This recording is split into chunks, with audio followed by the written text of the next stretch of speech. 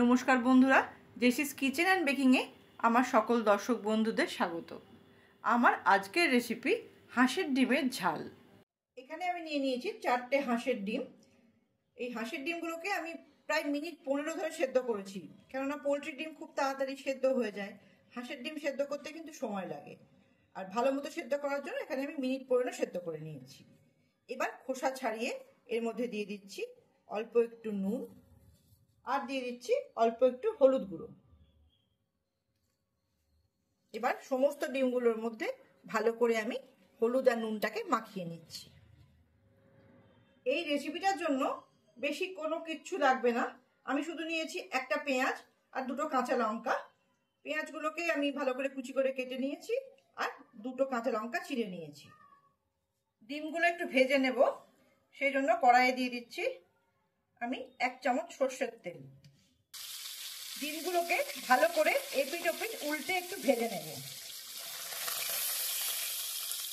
সমস্ত ডিমগুলোকে এরকম লাল লাল করে ভেজে নিয়েছি। ভেজে নিয়ে করলে এই হাঁসের ডিমের টেস্টটা আরো ভালো হয়, এই জন্য একটু লাল লাল করে ভেজে নিয়েছি। ওই তেলের মধ্যে দিয়ে দেবো অল্প আর একটু, মানে হাফ থেকে ছোট চামচের 1 চামচ সর্ষের তেল। তেলটা তো গরম হয়েই আছে, একটু ভালো করে মিশিয়ে নিয়ে এবার দিয়ে দেব কেটে রাখা পেঁয়াজটা।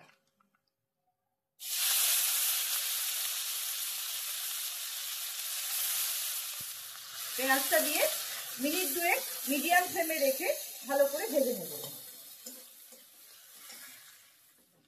পেঁয়াজটা মিনিট 2 ভাজা হয়ে গেছে।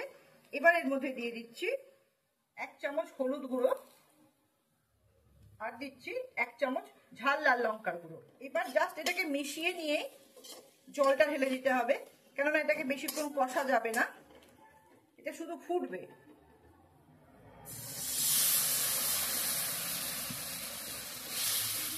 জলটা আমি দিলাম, এর মধ্যে এবার ডিমটা দেব, দিয়ে এটাকে ফোটাবো, কেননা এটা কিন্তু খুব গ্রেভি হবে না, মাখো মাখো হবে। আর জলটা দিলাম কেননা আমি তো বেশিক্ষণ কষিনি পেঁয়াজ আর লঙ্কার হলুদটা দেওয়ার পর। এবার এটা ফুটবে একসঙ্গে। দিয়ে দিচ্ছি দুটো কাঁচা লঙ্কা।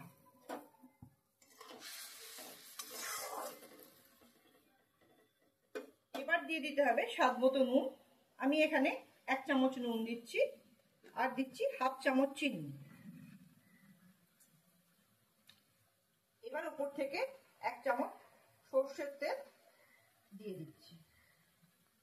এবার একবার মিশিয়ে দিয়ে সমস্তটাকে ফুটতে দিতে হবে প্রায় মিনিট 3 জন্য, যাতে এটা শুকনো শুকনো মাখা মাখা হয়ে যায়।